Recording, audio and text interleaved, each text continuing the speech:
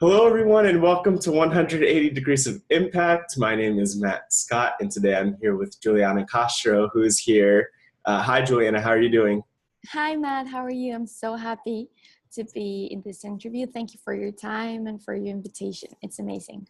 No, thank you, and I appreciate you being here. And I'm really excited to talk with you because, as I was telling you before, when we first connected, that when I started 180 Degrees of Impact, I had a bunch of people in mind for who I wanted to interview. And I've really ended up not interviewing many of them because I've stumbled upon great people like you who I'm able to learn from. And so I'm excited to get started. And the way I like to start is by asking you to introduce yourself to the 180 Degrees of Impact audience. Yes. So I'm a woman, a Colombian woman. I'm currently studying a master in public policy in the Harvard Kennedy School. I'm in my second year, so soon to be graduated. So very excited for what's coming next. As I said, I'm Colombian, was born in Bogota, and I describe myself as a social entrepreneur. Um, and I really want to create and have some impact in Latin America in general. So yes, this is who I am. Yeah, so you mentioned that you're a social entrepreneur, which is the big reason why I really want to hear from you on 180 Degrees of Impact. So I'd love if you could tell me more about all of the social entrepreneurship projects that you are working on. Yeah, so I have a small company in Colombia that it's called Hilos de Inclusión. That literally, the translation means threads for inclusion.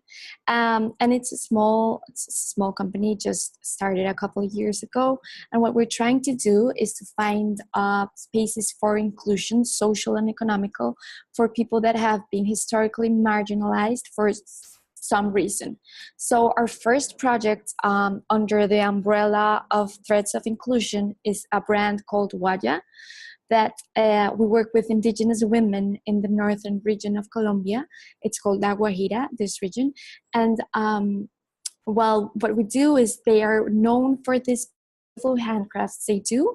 So we try to innovate with their handcrafts. Like they normally do some bags, so we do other type of products like pillows, like placemats, other things for us to be like differentiated in the market, somehow could be differentiated, and so that we can charge fair prices for their products, and these women can have like a decent living. I don't believe in charity, sorry for saying this, but I believe that you have to help people by empowering them, not by giving them. So this is a project in which I empower the women I work with. Right now we're 22, two leaders and 20 artisans. And yeah, and it has worked. Like the idea is for them to bring prosperity to their families and their communities, and that they understand that they need to work to have a decent living, and if they do so, they'll have they'll have all the opportunity in life they deserve. So that's what we're trying to do with this first brand. But then the idea again is this is a first one, and we want to eventually do different business models and include all other type of people or communities or yeah. And so this is the first one. That's really exciting, and that's one thing I actually loved when I was looking up your brand Waya, like understanding that you're not. There's the old saying that you could teach a person, you could catch a fish for a person, or you could teach them how to fish Mhm. and feed them for a lifetime. And I think that's one thing I really admire about your work. And I wanted to take a step back to ask why inclusion was so important to you. And I know especially with Waya that it's really focused on women's empowerment in a lot of ways. So I'd love to hear more about what the inspiration for that was. Well, I think what I think about inclusion is a win-win situation. What do I mean? So there's a group that it's normally marginalized, and there's the group that it's like the mainstream. Well, we can see it this way, right? So when you exclude a group of people because of several reasons that you as the mainstream group don't even understand, because it's historical, it's so deep in society, that you're also like kind of a victim. So if you create spaces where you can interact and you can learn from different perspectives, both the marginalized group and the group that it's the mainstream win, like so you have to, there's someone that has to think that this just take a moment to think and say, okay, this is how society is working now. We need to stop and create spaces where we all interact. And I think people don't realize that this is happening, and that the mainstream group, it's also a victim somehow. So you have to create the spaces, and that's what I'm trying to do with threads of inclusion, like giving people the opportunity to grow in a more unified world. And if you want to be part of this world, okay, there's spaces that we're trying to create for everyone to start growing together. Yeah, that's really deep to think about. And one thing that's really interesting is so maybe a year and a half ago, I heard of an organization called Art Lifting, which is founded by someone by the name of Liz Powers, who went to Harvard, and she's using art to empower especially homeless people and a number of other groups. So I'm curious, from your perspective, like why are the threads of inclusion the means of driving inclusion and creating a better world in Colombia? Yeah, well, as I said, this is the first project. So this woman, my mom, she's originally from this area of Colombia. So I grew seeing them, and unfortunately, their life is not easy. They live in very the poverty rates there are just terrible. People, like children today, die of hunger in this northern area of Colombia.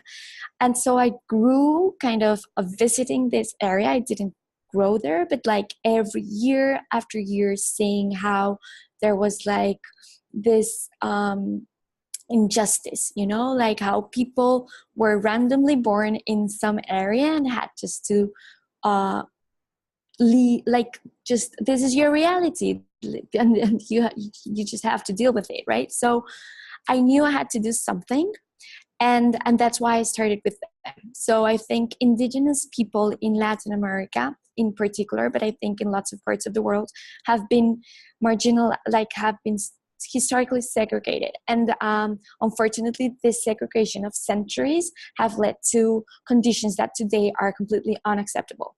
So who to start with? Well, this is an excellent group. It's indigenous people that have, if you see their conditions, how they live, you wouldn't. It's amazing. It's sorry, it's not amazing. It's overwhelming. Like, it's too much. So this was the perfect way to start. And they do this art. They do these handcrafts, and they do it beautifully. It's a beautiful. All their pieces are just sublime. So I was like, they have this gift. They know how to do this. This was like an ancestral technique they have learned from generation to generation. We don't want to. Inclusion is not to. Okay, so this is the way you should live now. Inclusion is, okay, I understand that you have your culture, that you have your way of living, and it's beautiful. And so let's build a world where everything fits. So if they have this ancestral technique of these beautiful things they do for generation after generation, and I'm sure there's a market for it in the world and people that value this, why not? Why not doing a business with it and trying to include and trying to create a space for their art and show it to the world. So yeah, it makes total sense. It was like the perfect community, the perfect project, the perfect product, and now we did some innovation stuff to make it even better, and then that's the result. And I think it's working, and I hope it will grow to a point that I can change that community as a whole. Right now it's only 22 women, but fortunately we will start working with hundreds or even thousands. So that's our dream. Yeah, I think it's so powerful because I've had a couple of conversations where it's similar in that, I mean, oftentimes there'd be people from the US who are, let's say, working in Haiti or working in a number of other countries. And I ask the question, how do you approach working with the community in a way that is responsible and not invasive, like not telling them how to live? And you bring up a really powerful point, and I would almost say it's even more poignant with your work because you are literally looking at the community and saying, what is something that's already natural to them? And then how do I bring the innovation and entrepreneurship lens to their work? I'd love to know, I guess, first of all, what are some of the, I guess we could start to get into this. What are some of the ways that you've begun to innovate? And I know that I've read about the Harvard Venture Incubation Program and Harvard, your work with Harvard in innovation space. How have you brought that to your projects in Colombia? Okay, so innovation is a huge term, no? So you can innovate in the most simple things. So what we've done is a process that has taken time because it's not easy. Let me explain what happened. They normally do some bags. I don't have one with me right now. But they have some like the bags, and that's what they do because it's practical. They can carry stuff. It's what they normally do. They're beautiful, colorful. They're made with cotton threads now, but before they were done like with the threads of different animals. So they have like goats over there. So that was the original technique. Now it's cotton thread. They can buy it in the market. And so they were used to do this. So I started saying, okay, with this same technique, they can do different products. As I said, for example, the placemats. So I have one here. Wait, I can move around. You're taking me on a tour. I'm right now in Cartagena. So wait, where's the placemat?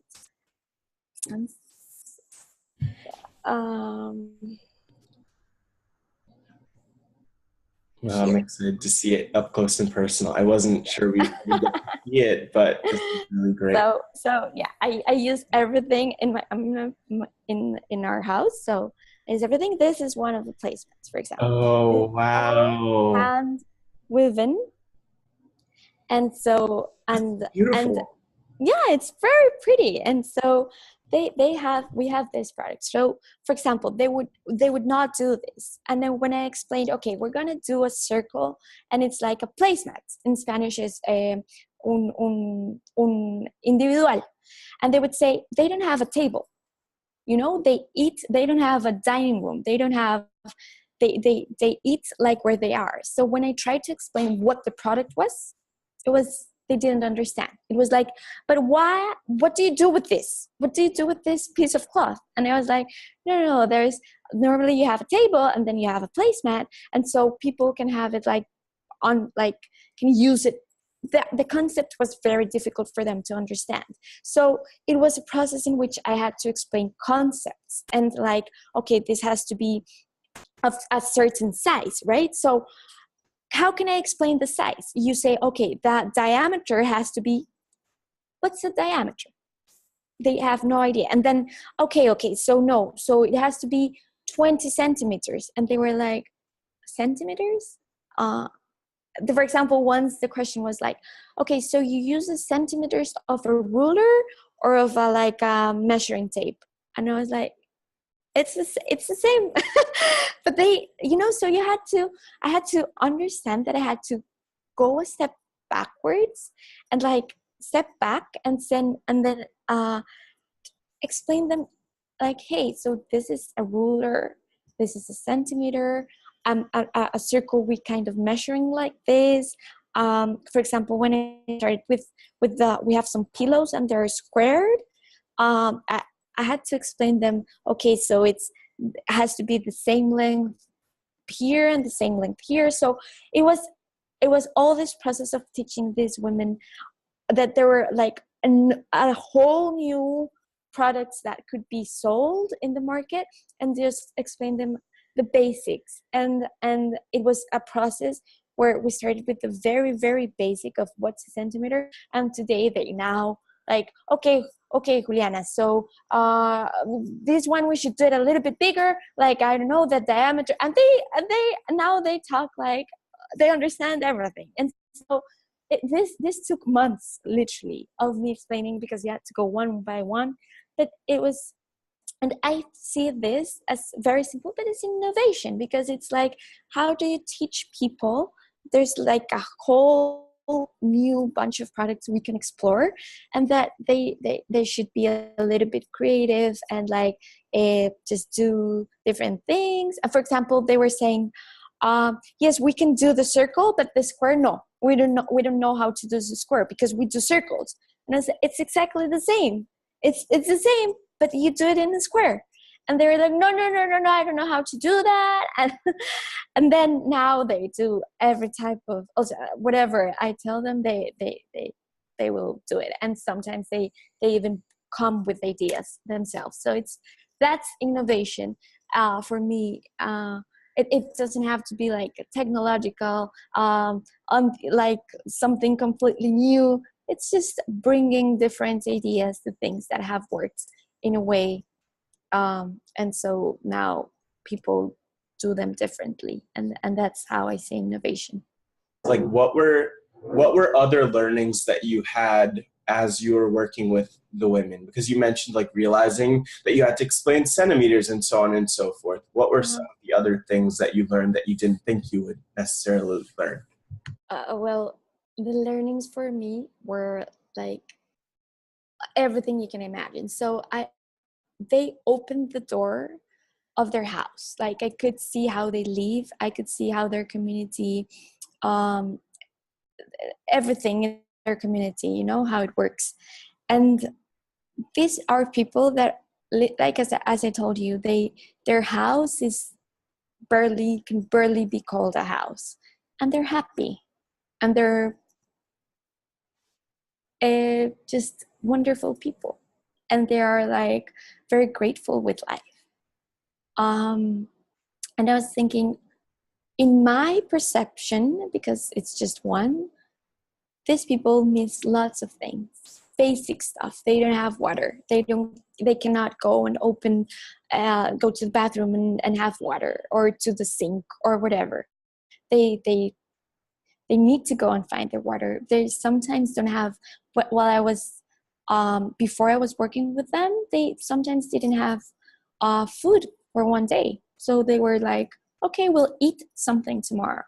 And this is how they live.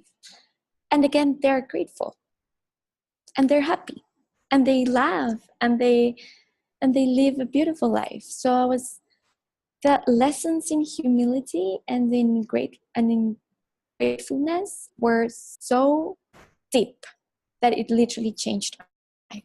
And I realized I want to do this forever, not because I'm a good person and whatever. No, it's because I'm learning by the process. I'm being a better person myself. I'm growing. I'm being happier. I'm understanding invaluable lessons from people that are so wise that you don't realize until you get to know them. So it's being so such an experience and a growing experience for me that I'm grateful myself now every day for what I have.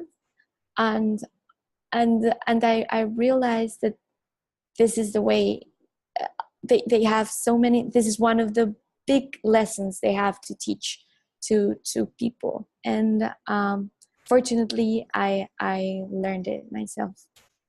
That's really powerful. And I love to hear your message of gratitude, especially at the end of the year as we approach 2018, because it's really clear that a lot of people, I think, like including myself, struggle to find gratitude. Like it's really easy to dwell on the things that are wrong and not all of the things that go right. And over the years, I've really like tried hard to see that there's so much more to be grateful in my life for me to be grateful for than there isn't. And it's inspiring to see that with like, with the community you're working with, that they're grateful for what they have, even though in our perception it might not seem like a lot. What were some of this? Do you have any stories of people, or any specific stories that that really, I guess, motivate you to do the work that you do, or remind you of gratitude and humility and so on and so forth? So it's curious because what you just said describes the people I'm always surrounded by. So people that don't find inspiration, right? So, and this is the project you're doing again, no? Like to give inspiration to people. So all about Hilos de Inclusión, threads for inclusion, it's about this. It's about just showing people the realities of other people to remind them like, hey, you should be grateful every day in your life. And you should help, because with all the privilege you have, it comes a responsibility, right? And I think that when you're as privileged as you and me and maybe the person that is listening, because just by being able to have a computer, opening the internet and looking at this video, you should be grateful, because it's not like the status quo in the world. This is not given. This is not given. This is something that you should be grateful for. So it's just a way to remind people that they're lucky, because it's just luck, right? And that because of this luck, they should be grateful to whatever. It doesn't have to be a god. You don't have to be religious. You just can give thank you to life, to something, to love, or to whatever concept works for you, but to realize that you are privileged, and that's what this project wants to show and to remind people, like everything like me sitting here under this roof, I should be thankful for. And you like sitting in your apartment and having like a wall that protects you and somewhere to sit, and that beautiful plant by your side, you should be thankful for. And it's just, you have to remind yourself this is healthy, of all the good things you have, because I'm sure all the glasses of the people that are listening, and you and mine, are almost full, right? There's only just one drop's missing. So don't look at the drops. Look at all the water you have in your glass, and just be thankful by it. Right. I think that's a powerful message, and that's one thing that I'm very thankful for through 180 Degrees of Impact, that I get to talk with people like you who could remind me of that. So I'm really appreciative of that, and I'm appreciative of, like, I actually feel like a lot of people in the some of them define themselves as social entrepreneurs, others as change makers, or nonprofit founders, going by different terms. But I feel like with everyone in that space making change or innovating, like there's this level of appreciation for whatever reason. And you explained why you really grew up like seeing this and like understanding your community to the point where you decided you wanted to give back within your country. And I think that's powerful. I do want to know though, on I guess on a note where it is like thinking of the things that are more negative in your experience, like what are some of the challenges that you have had as a social entrepreneur? There's huge. Also, the challenges are a lot, right? But so the power comes from you overcoming all the difficulties that arise with this type when you decide to be an entrepreneur, right? So when you're a social entrepreneur, then the challenges of just entrepreneurship in general are some. Also, there's these challenges, and again, you have the challenges of working with social themes or whatever that are new challenges on top of the challenges you have as a regular entrepreneur. One of the toughest things that has been difficult to realize is the pieces I sell are in a competitive price. Like literally, I just made what I do is I look at the minimum wage in Colombia. I see how many hours does it take for the women to make these pieces, and I pay them a minimum wage. The minimum wage in Colombia is very low. We're talking about 200 to $250 per month, working approximately 48 hours a week. So, and I pay them this, and I think it's fair. And eventually I want to pay them more because I think the minimum wage is not enough. But well, that's what I can do. And then I sell the products at competitive prices. But there's obviously, like for example, the bags, there's people in the market that sell them very cheap. They don't have like the designs and they don't have the quality. There's different techniques, and the techniques that we use are the techniques that are like the ancestral techniques, like the original technique. And this one takes more time to make because it's like one thread. So you have to do more points per centimeter squared. Like it's smaller each time. So it takes longer, like twice the time or something. And so it's sometimes I find I do wholesale sales, normally like in Europe or in Asia or in America. And people are like, yeah, they sell similar products like the bags. Fortunately, all the other products, we're the only ones that make them, so we didn't have this problem. But the bags, they sell them cheaper.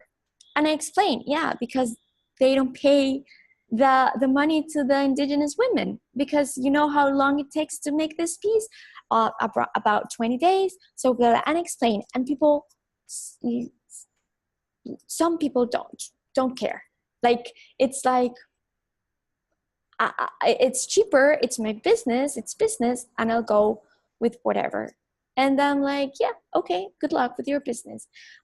There's also wonderful people that's my business partners that really care about like how you treat the indigenous women, that you're giving them a better life, that they really look at the work you're doing in the community, that they understand you're a direct seller and that you work directly with them, and they kind of make questions and try to do an interview and whatever for you to for them to know that you are working with them directly and that you're not buying and selling, like buying at very, very cheap price and then selling at the higher prices. So this has been a challenge, like to bring, so if I can describe it, is to bring a conscience. Like, I don't know, there's some people that don't really have conscience of, okay, where the product is coming from, and they don't really care. So I think this is a challenge as social entrepreneurs, to make people care about what we care.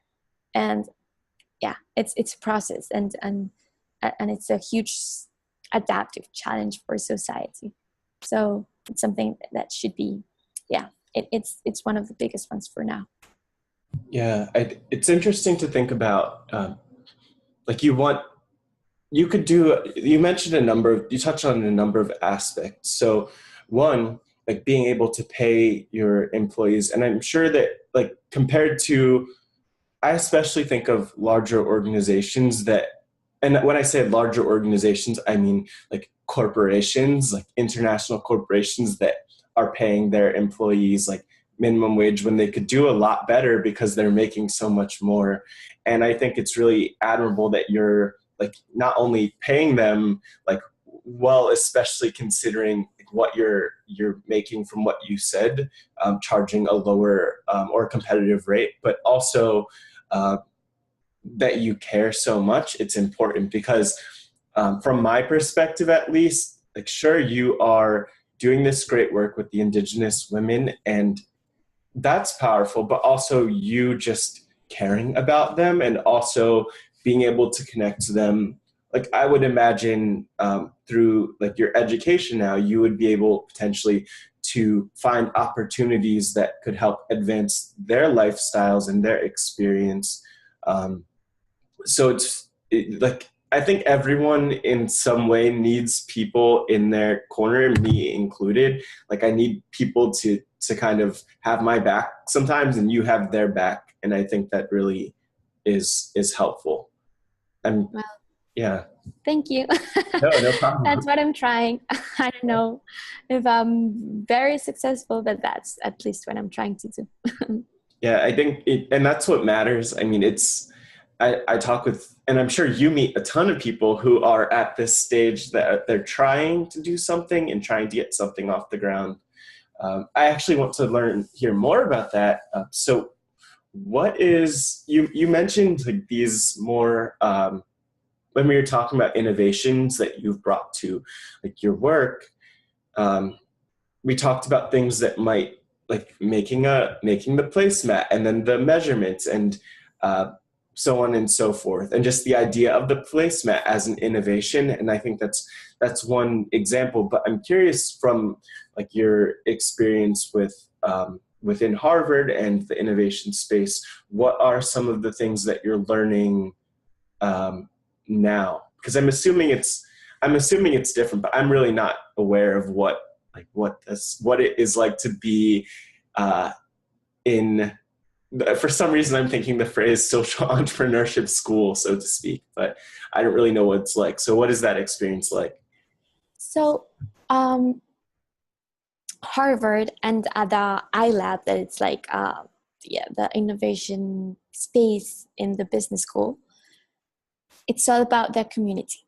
That's what I've learned. Like what I've learned about my colleagues, or well, my classmates, it's invaluable. So, and the iLab is all, it's all about this. It's about that community. So what they want to have is a space where you work in your venture or whatever, and then you bump into people. And when you bump into people that are smart, yeah, probably smart because they're at Harvard, so maybe some of them are smart. And you describe what you're doing, and then they describe what they're doing, and then they tell you, like, but have you thought about this little thing? Or I know this organization that does this. Have you? And then it makes you grow. And so I realized it's not about, oh, there's this framework, that it's the framework for entrepreneurs. No, because it doesn't exist. It's like, it's a process where you have to do it yourself, and the only framework you can have is, okay, every time you receive bad news, just quickly start over again and pivot and do it again, and don't get to don't spend a lot of energy in the fails, right? So this is the only framework that maybe you can have. The rest is just you learn by sharing, and so this is amazing. So what you can have, like, and this can happen everywhere, like surround yourself by an amazing community of people that are smart, that want to do good, and then I'm sure yeah, you'll grow every day, because people always think differently and bring new perspectives. And this is all, I think this is Harvard in its essence. It's a place of intellectually curious people, that in the iLab, people that want to innovate and create new things, and in the Kennedy School, people that want to create a better world. And so you get inspired day by day, with new ideas and new stories. And this can happen in every corner in the world if you're looking for a community. So this is my learnings. Yeah, and I have to say, my parents both went to Harvard Business School, which is where they met. So I could only say great things about Harvard and Harvard Business School.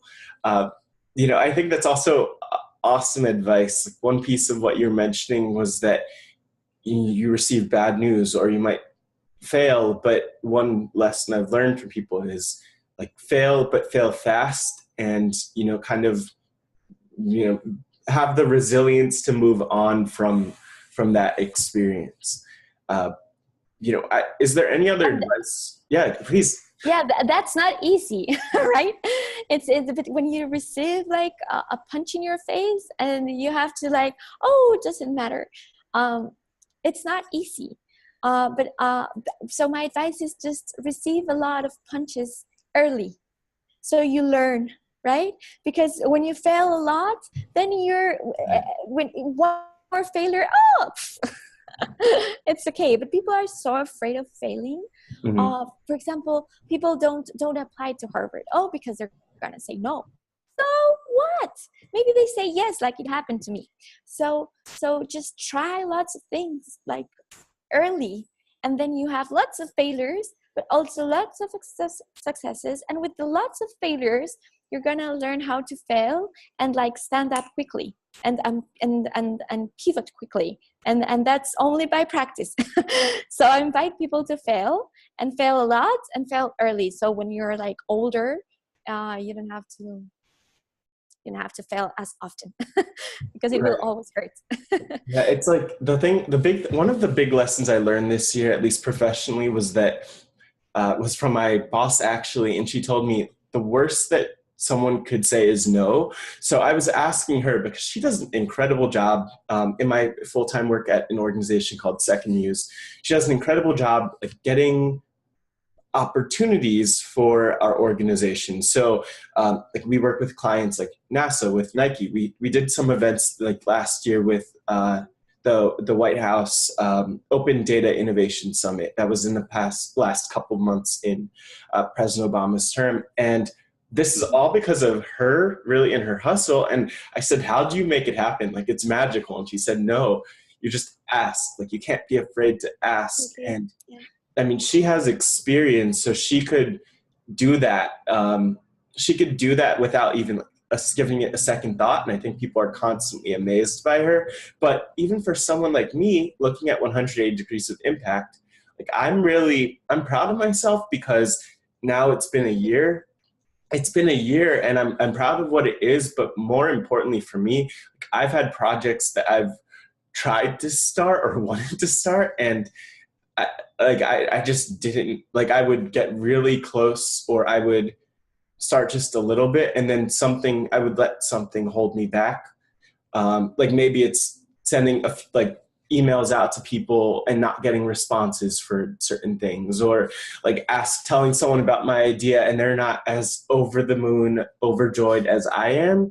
And I've kind of learned that, like, even with my interviews, is something as simple as that my number one goal, like, yes, I want people to watch and listen and share. And it's exciting to see people doing that. But my number one goal is to learn from people like you, and to really get over something that I really need to, like, continue to address going into 2018, which a lot of people have, imposter syndrome, like seeing yourself and realizing that not thinking that you are as good as you might be in terms of the work you're doing. So it's a learning experience, but I think we could go on forever. We've been going on a while, and again, I appreciate it. But for anyone who's watching, I think I'll get to my last question, or my last planned question, which is just about you and your life and your experience. That, like, if your life were a book or a documentary, even whether to date or like what you want it to be. If your life were a book or documentary, what would the title be and why? Um, It's a tough question, I know. it's very tough, and when you're like I'm in my late 20s, so it's like I have so much to leave that I don't know. Until now, like, my documentary would be a little bit boring. But yeah, like, maybe it would be something like the path to gratefulness, something like this, like uh working like something like working with communities in the pursuit for gratefulness, something like this. Yeah, that's what I've learned until now with them. um, and yeah, it's just about how to be grateful in life. And yeah, that's one of the biggest lessons I've had so far, but maybe it will change. Oh no, it will, I'm sure it will change at some point, because you'll It'll have, be better. it's this, I feel like it's the sort of thing where someone asked me what my title would be before, and while I was in an interview, and it's tough because like I'm like similar to you, mid 20s, and still figuring it all out, and living life, and it's okay. But I'm excited that you are so grateful and that you're able to share that through this conversation. One last thing I actually wanted to ask before we sign off really is, who, like, are there any specific people who you want to mention who have inspired you to do the work that you do?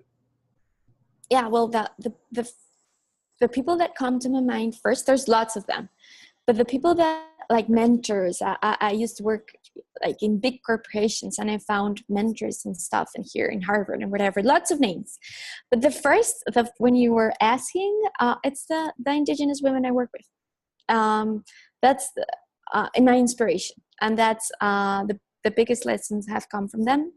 And so I want to mention them, and I want to acknowledge all the learnings I've had by just because it's been an honor to get to know them better, and they have opened their hearts, and I have understood how they live, and their realities. And yeah, and then this is the people I want to mention, and the people that are always here. So yeah, I want to mention each one of them. My leaders, for example, Kayla is the one that it's closer to me, and she's a wonderful woman, and I'm very proud of her and of her learning growth, and how she is today, how she inspires me every day with her learnings, and how fast she learns and moves and whatever, and helps everyone. So yeah, all of them.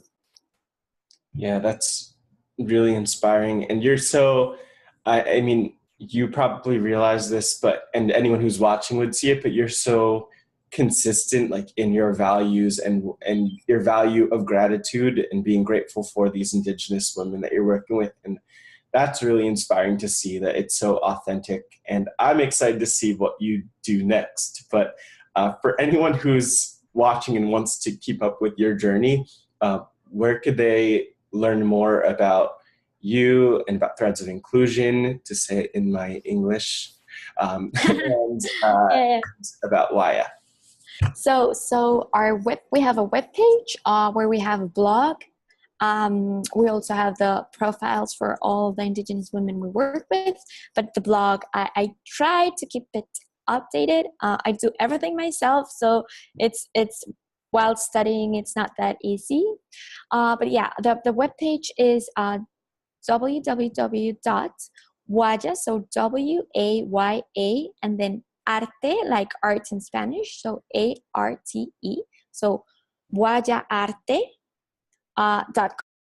And then there you can explore the webpage. I think we have done a pretty decent work with it, and you can also email me. There's a place for contact and all the details. And yeah, I'll be more than happy to be in contact with everyone. And you can look at the products also, and look at the social projects we're doing in the community. All it's in the webpage. So again, www.wayaarte.com. Awesome. And for anyone who wants to learn more about 180 Degrees of Impact, visit www.lets.care or at Let's You Care on Twitter, Facebook, Instagram. Thank you for joining. This has been really interesting. And clearly there are people trying to interrupt us with construction, but no one can hold us back. So I really appreciate I appreciate this a lot. Thank you so much. No, thank you, Matt. This has been wonderful. Thank you for your time. And I'm so grateful with you because now I'm going to have an amazing day after this conversation. So thank you for that. Thank you. And that's one of the goals. And for anyone who is watching, until next time, keep impacting.